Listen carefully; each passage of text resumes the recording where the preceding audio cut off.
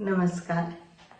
संगीत समाधान में मैं मधु शुक्ला आप सभी का हार्दिक स्वागत करती हूँ। दोस्तों, इसके पहले के 2 वीडियोस में हमने देखा था कि दक्षिणात्य मेल पद्धति के बारे में और उत्तर भारतीय थाट पद्धति के बारे में।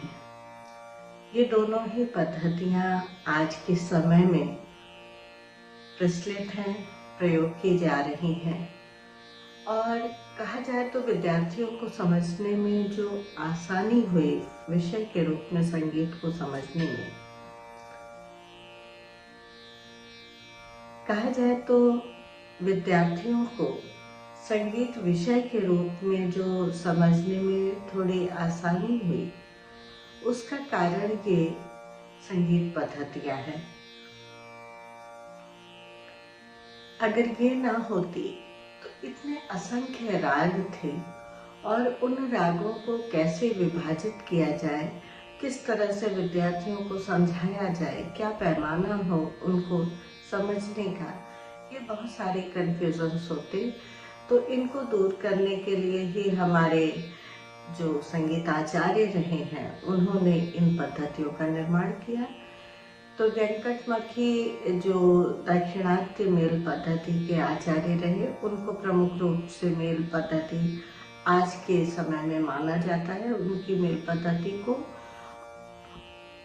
उत्तर भारत में पंडित विष्णु नारायण भातखंडे जी ने थाट पद्धति की परिकल्पना की और उसको एक समूह में रागों को रखा। तो ये दोनों ही पद्धतियाँ प्रचार में हैं। इन दोनों पद्धतियों में कुछ समता और विभिन्नता है जो कि जानना बहुत आवश्यक है। समता अगर देखा जाए तो दोनों ही पद्धतियाँ रागों के समूह में निर्धारित करने के आधार पर ही बनी।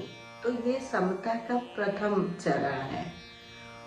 फिर दोनों ही पद्धतियों में 7 स्वरों का प्रयोग होता है।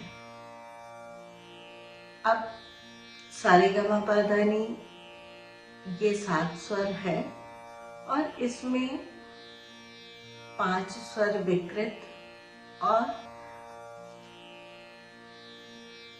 7 स्वर शुद्ध। तो इन शुद्ध और विकृत के आधार पर थाट पद्धति का निर्माण हुआ है और दक्षिणात्य में वही 7 स्वर प्रयोग हुए हैं। उन विकृत स्वरों के नामों में फर्क आया है, किंतु उसके आधार पर ये मूल में 7 स्वर है और 5 विकृत स्वर हैं। उनके आधार पर मेल का निर्माण हुआ है। तो सबसे पहले तो इसका आधार तत्व है उसको मानकर चले कि समता 7 स्वरों का होना इन दोनों पद्धतियों में अनिवार्य है। जो तीसरी इसकी समता देखी गई, उसका बड़ा सामान्य सा शब्द है कि जैसे उत्तर भारत में थाट पद्धति से राग जाना जाता है, जन्य जनक भाव होता है, वैसे ही मेल पद्धति से जन्य जनक भाव है। तो ये समता है। दोनों ही पद्धतियों में तार वाले वाद्य जैसे वीणा वाद्य पर ही इन मेलों का निर्माण हुआ या इन थाटों का निर्माण हुआ। जो प्रयोग का आधार था वो तार वाद्य था। दोनों ही पद्धतियों में षडज और पंचम अचल स्वर है और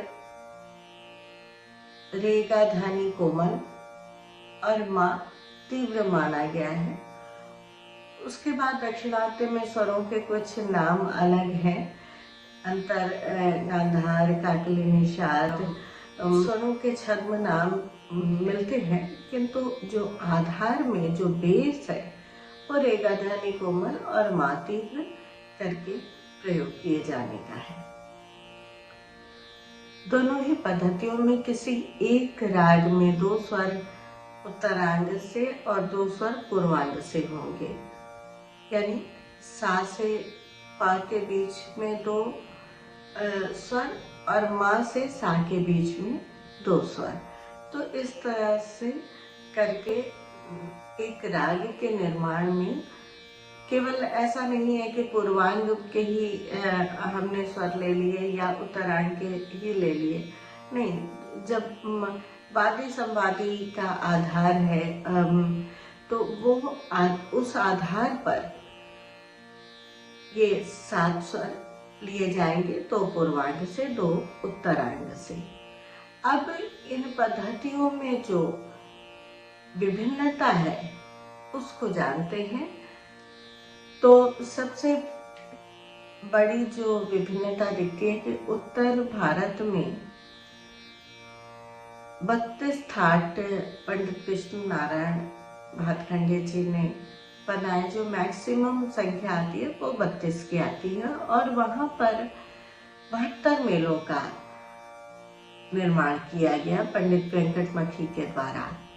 तो 32 और 72 में बहुत स्कोप हो जाता है। 72 का किस तरह से निर्माण किया गया और उसमें कितनी कठिनाई भी आई होगी पालित करने में, और तो प्रयोग में तो कम ही मेल आते हैं, किंतु संख्या में वो 72 मेल है, जिसे कि गणित मार्गानुसृत माना गया और गणितीय आधार पर 72 मेलों की रचना कर दी गई।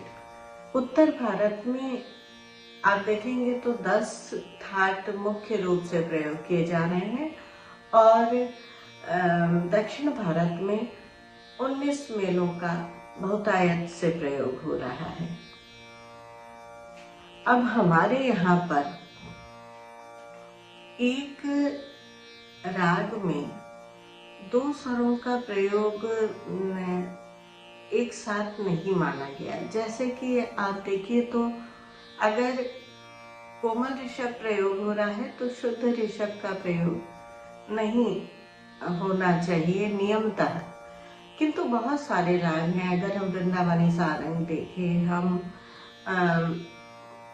शुद्ध सारंग देखें, हम जोग देखें, तो उसमें बहुतायत से दोनों स्वरों का बाद में नियम भंग होते रहे, किंतु जो लिखित रूप से नियम आता है वो यही आता है कि एक स्वर का एक ही रूप प्रयोग किया जाएगा।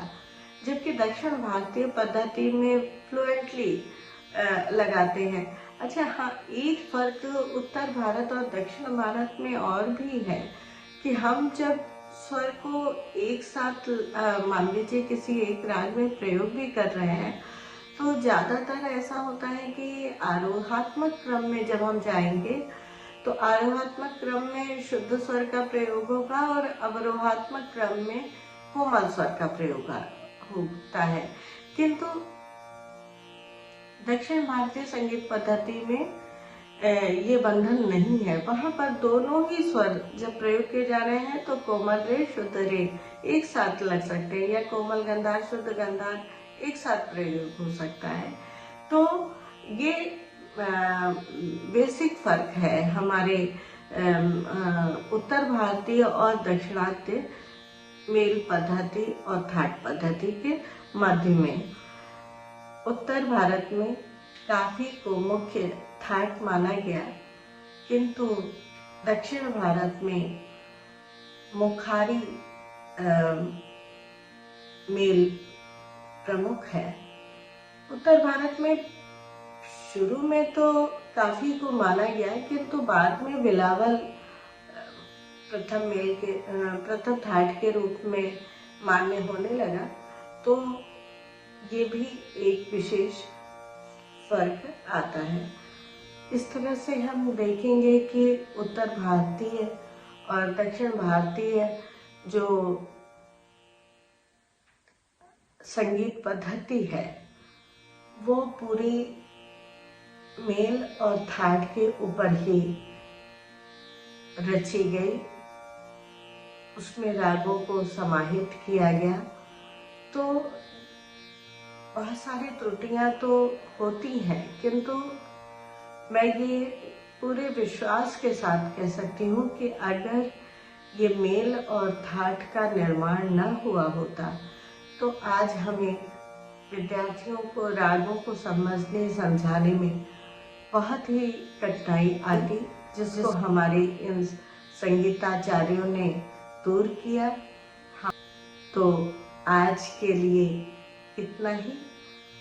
अगले बार हम एक थाट से 484 रागों की उत्पत्ति को देखेंगे। नमस्कार।